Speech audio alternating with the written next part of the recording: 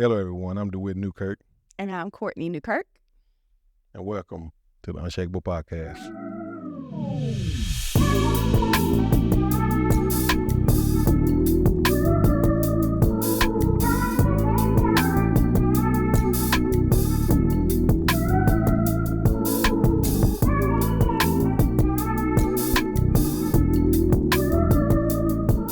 So today we're going to start off talking about some business things, but also kind of slide into how we balance family and business and marriage and all that good, great stuff.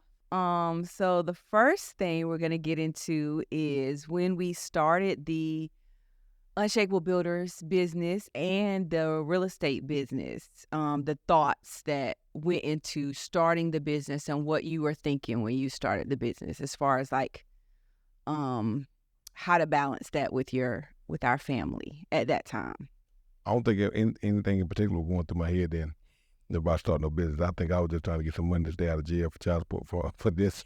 I wasn't trying to just start no business. I'm running a business. I think, the guy asked me about working for him and other stuff. I was like, look, I need to get this. I need to make some money. True. I don't know if it was necessarily I'm thinking, I'm going to start a business. And that ain't where it was going. I was just trying to have something to do to make some money, keep the money in my pocket. So you didn't know it was going to grow to this or keep growing exponentially, something for your sons, your grandsons, I ain't think that. Not when I first started. You said you talking about when I first started in 2009. I was just trying to keep a job, keep the money in my pocket, and keep going from there.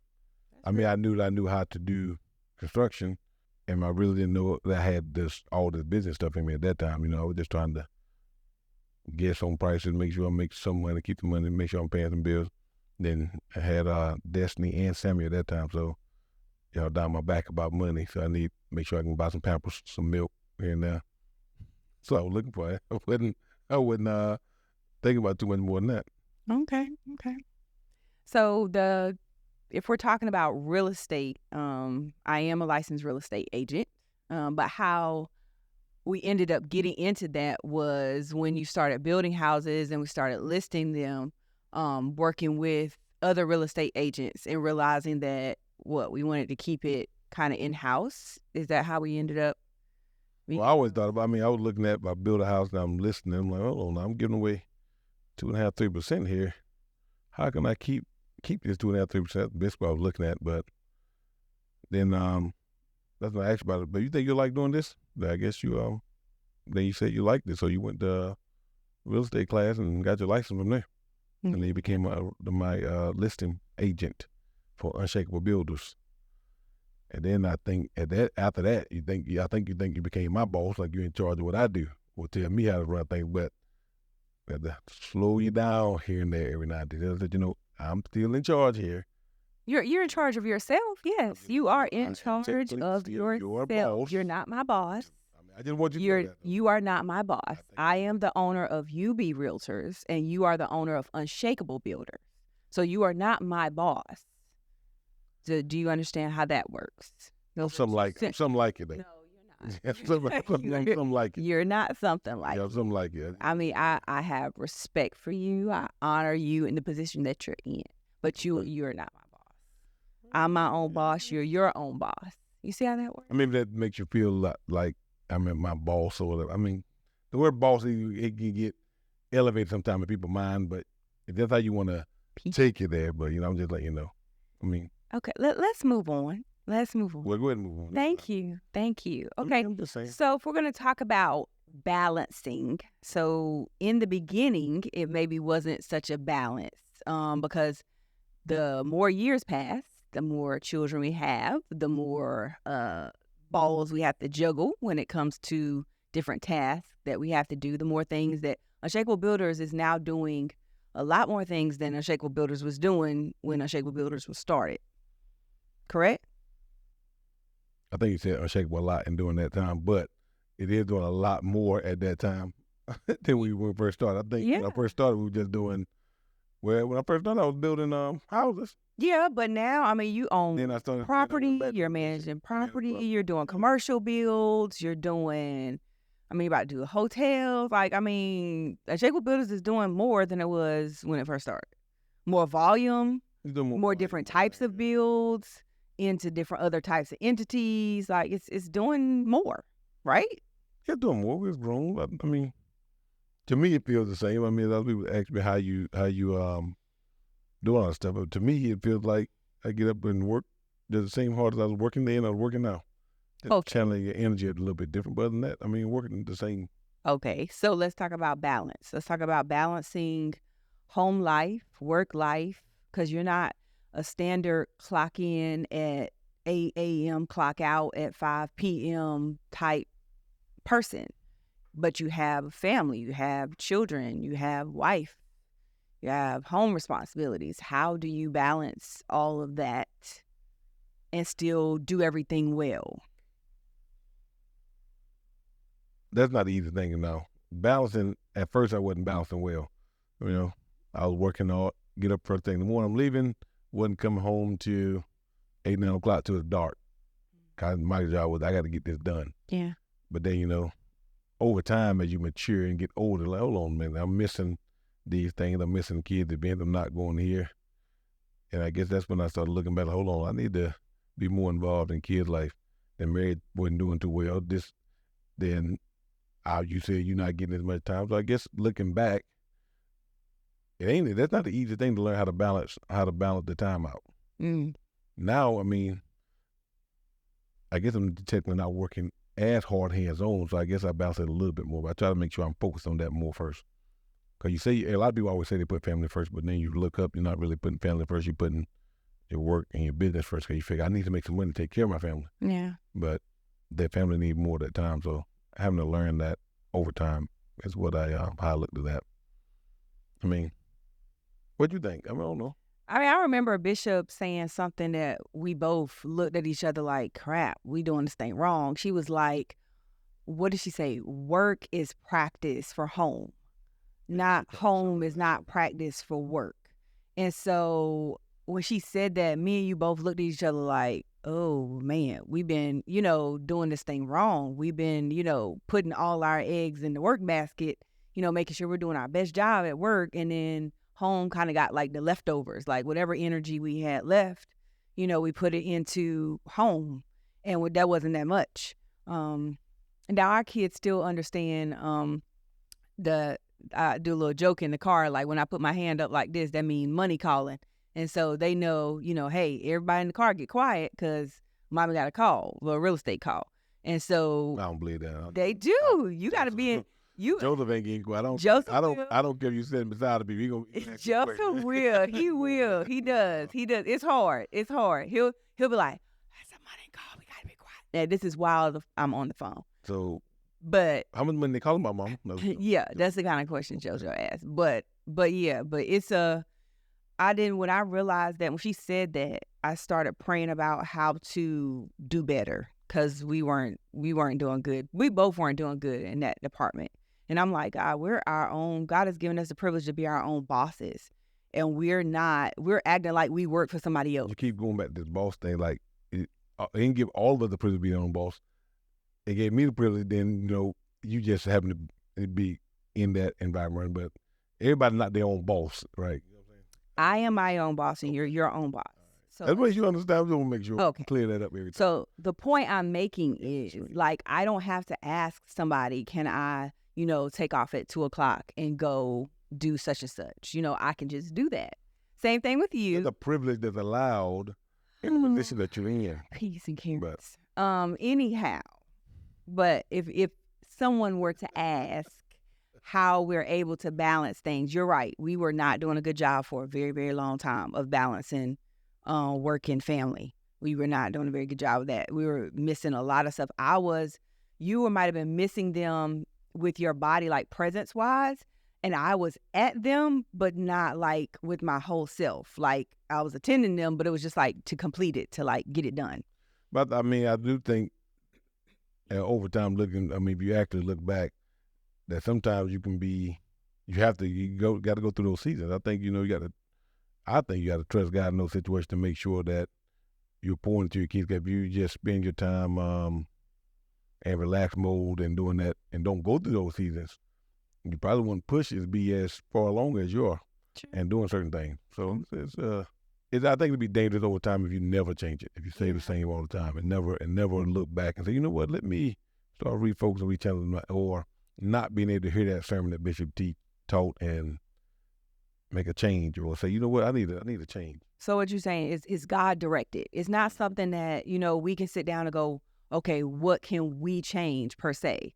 But it has to be God directed, because like you said, it is seasons. There may be a season where we have to, because like there's some times where we've been short staffed and you call me like, Courtney, okay, we had to let somebody go. Look, I'm going to have to be, working late and doing this person's job until, and I'm like, okay, we're going to have to do what we got to do. I have to make that adjustment and understand, hey, D has to work late because, we had to let somebody go for a little while until we find that, that place again. And so it's just like, that's a season. But just as long as we understand we're not going to stay there in that time where, you're going to be apart from the family, till 9 p.m. or like, what I call shadow parent, where, out in the morning and in at night type thing.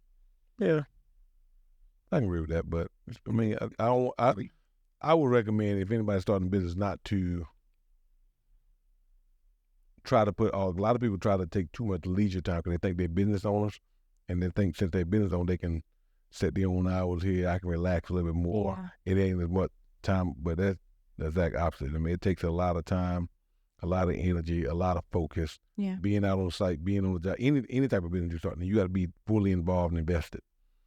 And then hopefully, I mean, I'm praying not like our kids. We don't know yet. We got Samuel, my older son, but just hoping they grew up in business, that they learn and they like it. Yeah. So I think they have fun. I mean, most of them, everybody say they want to go to school for business, so we'll see. Yeah, we will see.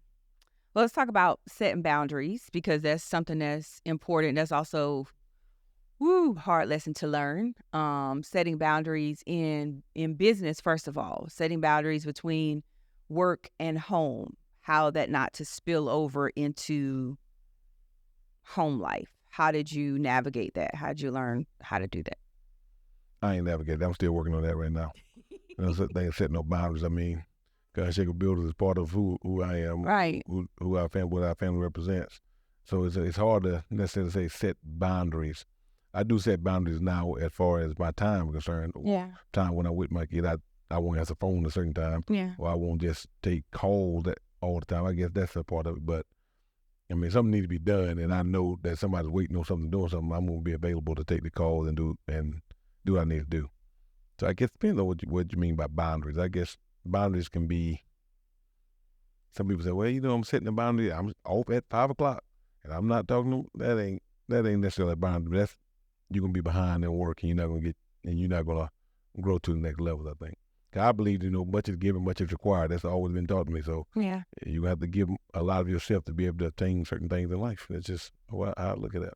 I think what you said about the seasonal part, I think that's like integral in the whole marriage, family, and work thing. Seasons is so important, because there was a season in our marriage where we needed to spend more time together first thing in the morning. And we were having devotionals in the morning. And you set that time and you did not answer the phone. I did not answer the phone. We woke up first thing in the morning and we had our devotional time. We had a little breakfast and, read the Bible and had our devotional time. I think it was like we did a devotional, and I think it was like either 30 or 60 days. But it was time that you set aside. You put a boundary there. It was a temporary one because we were going through a certain season that needed a certain boundary. And then once we finished that season, then we moved the boundary. So I think that word seasonal is so important to understand that, yes, boundaries are important to set, but depending on the season, they can be moved. And you need to be able in your marriage, in your home life, in your work life, to be flexible in that and compromising in that if you're talking about husband and wife, so that, y'all in agreement. Because if you have a boundary set and I'm not in agreement with that boundary, then we got some problems going on. But if we're decided, hey, this is time we need to take for our marriage for this season, and then once that season is over, it goes back or whatever, then that's important to understand. I think that word season is just like, I just keep hearing that, like weaved within every part of our lives. And also, season is a good one, but also being led by the Holy Spirit at that time. True. That's very important. I mean, not just things. You got to be able to have those feelings in that relationship to understand, okay, I need to be doing something different this time. This is coming up. Holy Spirit tell you, hey, this is a new season of your life. This is going to be changing. Things going to be coming up. And they're going through one right now, and you start seeing different things happening, different things coming attacking you, different things may happen, but in order to get to certain levels, you got to go through certain things. That's true. And That's true. I had to learn that the hard way. You go through times of people coming at you in different manners and trying to sue you, trying to upset about something that's out of your control, but they think you're responsible for it. You should fix it though. I mean, all that stuff plays a part in how to listen to those people coming through there. That's true. Well, since you said suing and things like that, we can let's talk about some obstacles in business that you've either had to overcome or are currently working on overcoming. Maybe some common obstacles that you've seen that other people may have let stop them or halt their business. Can you think of some things? I can think of some. I mean, quite a few. I went through some things where some of it wasn't my fault. Went through some things that I try to learn from everything somebody does, even if it may be criticism I don't think it's right. I'm gonna listen to what they're actually saying. I may not be able to communicate back and forth with them, but I'm gonna listen to what they're saying. I'm gonna try to improve in that area on what it is that they're actually saying. And a lot of times they think people say, "Well, we talking saying this, saying that," that you're not learning because they saying it in a way of hatefulness and meanness, trying to throw you off your game. But I'm like, that may make sense. The rest of it, I throw it away. Yeah. Depends on what it is. But I think, I mean, I went through some time where I built a house for some people. They was upset that it didn't come out. They picked out all the choices and things. It didn't come out the way that they anticipated it to come out. They tried to blame it back on me that it wasn't right. We did a poor job. It was sorry. They went blasted on the internet. They did all this extra stuff. Turned me into the state. Turned this in. Do all this. You know, at that time, I think it was on the news at that time. They put me on the news and everything. Yeah. So like, what in the world? So they put me on the news. So I'm listening, going through all this stuff. At that time, never been through anything like that before. So that was a tough journey. So I'm like, okay, what is going on here? But looking back, you know, I mean, it's still of the scripture. You know, what people meant for evil, God always meant for good. So they put me on the news and all stuff. I got at that time, the biggest house I ever built was based off of somebody seeing that news thing and looked up the company. They were like, huh. I don't know. They looked like they did good work to me. So I ended up building a big home based off that negative news article. So That's right. and from that, because you know they say bad news spread faster than good news. Unfortunately. So it's a hard lesson to learn because everybody, you want to be liked. You know, you don't go around thinking somebody just trying to bring you down on purpose or fussing and cussing you out. You thinking that everybody got your best interest, but they don't. So I had to learn that the hard way. But going through that process was a very difficult process. But I learned everything about that process, though. Yeah. So later on, a couple years later, somebody tried the same thing again. I said, okay, go ahead and do what you got to do.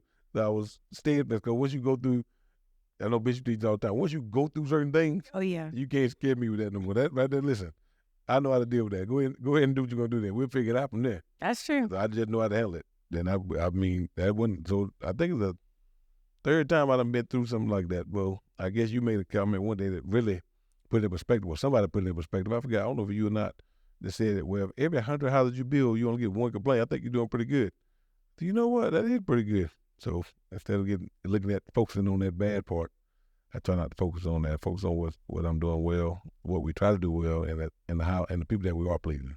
Yeah. And I wanted to say, because I don't think I said during that time. I think during that time I was pregnant with Joseph. You protected me a lot from, because I am what I call a defender. Just in my nature. Like if you're my friend or I know you and somebody's trying to come at you, like I'm going like to defend you, like no matter what. But you were like, you wouldn't let me, go to the house. You wouldn't let me talk to the person.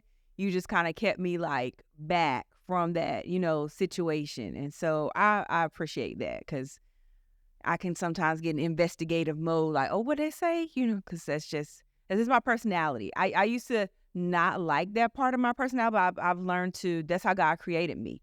I am a pit bull.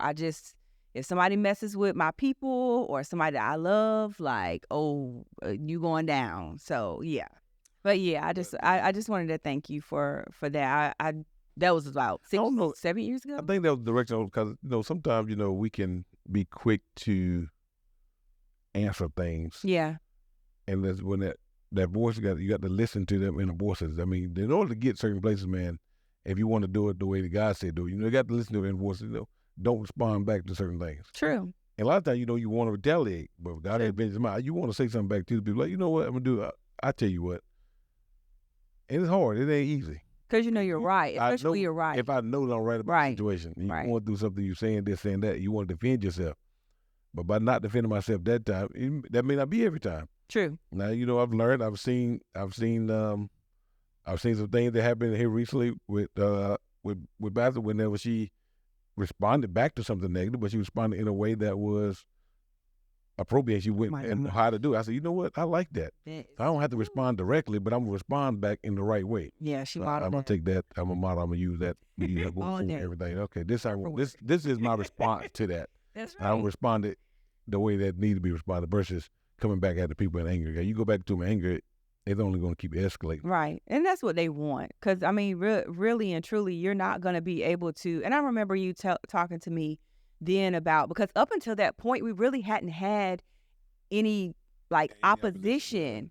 And so everybody that we had built for had always been so grateful. Everybody that we built for always loved everything that we built. And I had never come across anybody that had been so oppositional from day one. Mm-hmm. And I had never encountered somebody that would, hire someone and then dislike the person that they hired from day one. I just had never encountered that. It's just never had that type of experience before. Not that you couldn't reason with, unreasonable. And so I'd never met anybody or come across anybody that you could not have a meeting with and then reason with. And then as much as we tried, as much as we extended, beyond what we could have done, it still wasn't, good enough. And I think that we learned so many lessons through that, just how to be steadfast for one, how to rely completely on God, because at that point there was nothing else we could do. We had done everything professionally that we could do, and there was nothing else we could do. And then how to accept, hey, this is what has happened. This is not the end of Unshakable Builders. This is just one instance. And then that was 6-7 years ago. And God has grown the company.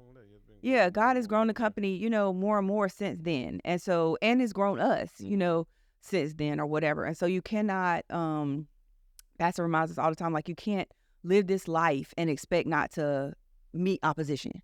You cannot be doing the work, whether it's in church, whether it's at work, whether it's at home, and not have any type of, opposition to what you're doing.